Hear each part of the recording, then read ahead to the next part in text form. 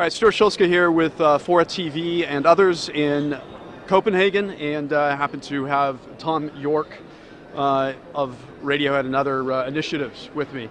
Thom, first of all, you're a little bit. You get a photograph. I like that. You are just a little bit out of the ordinary in terms of the characters that are here right now. The only guy with red pants. Exactly, the only guy with red pants, and possibly the only guy that's not wearing a suit within like 20 feet.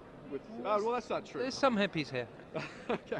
So what brought you here? I mean, obviously we're all here for COP15, but what specifically was it that drew you here? Was it somebody's invitation? Was it your own initiative? Partly a friend of mine was coming that I wanted to come with, who I was involved in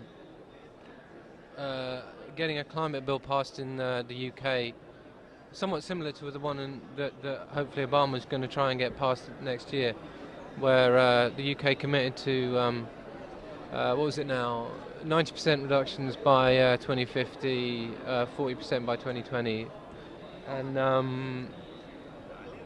and that got me hooked into this stuff, although it burnt me out for a while. I mean, this is the first time I've got back into it. But What was your role in that as an advocate interacting with? I was their hairy mascot. I helped launch it and so on. It was a quite a difficult thing to do, but it rode a crest of a wave in public opinion, and amazingly we got it passed. It was the first one anywhere in the world.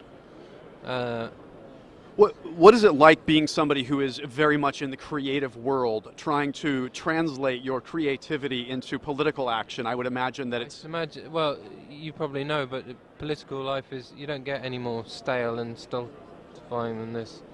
I'm utterly, completely out of my depth and have no wish to spend any more time than I have to in this environment.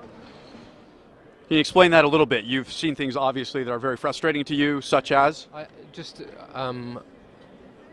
the nonsense of so much of the discussion when that discussion has passed, and we need to be working out the practicalities of the action that we need to take.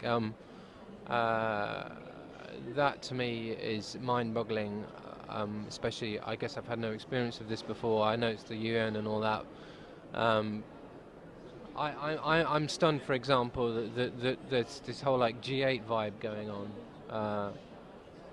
That somehow, when these negotiations started up last week, you know, they were drawing up texts in the background and then throwing them forward and stuff.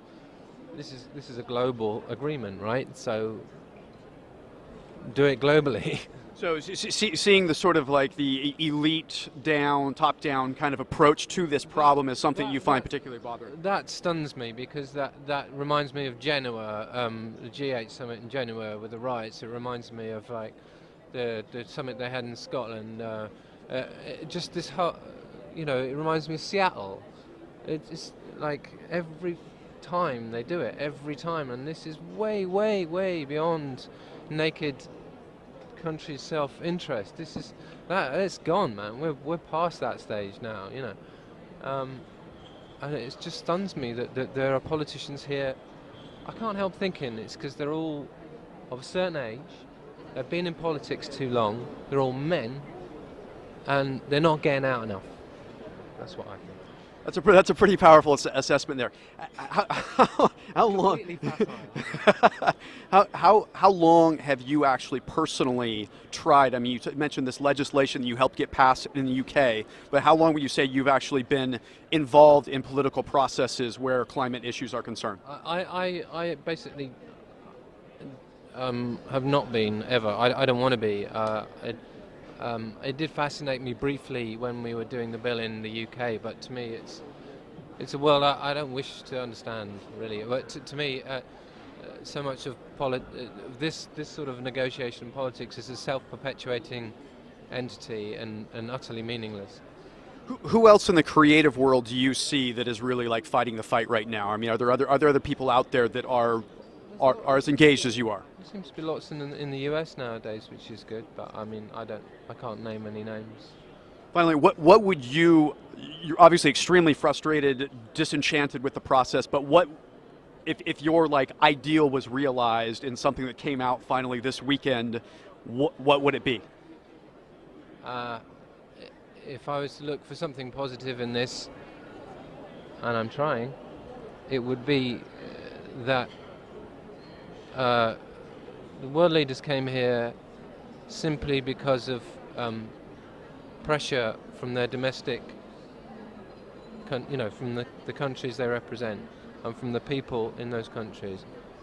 And I don't think that's going to go away, and I don't think we're going to get what we want, but I equally don't think they're going to fob you or I off. Anything they draw up, if it's full of shit, we're going to smell it. That's good, but it's not good enough. Hopefully the fact that they feel such pressure, hopefully the fact they've chosen to be here, something positive is going to come out of that, because these negotiations have effectively been going on for 20 years. But this is the first time, maybe, that there's a spark. It shouldn't be a spark, it should be a fire already, but it's not. Thanks so much.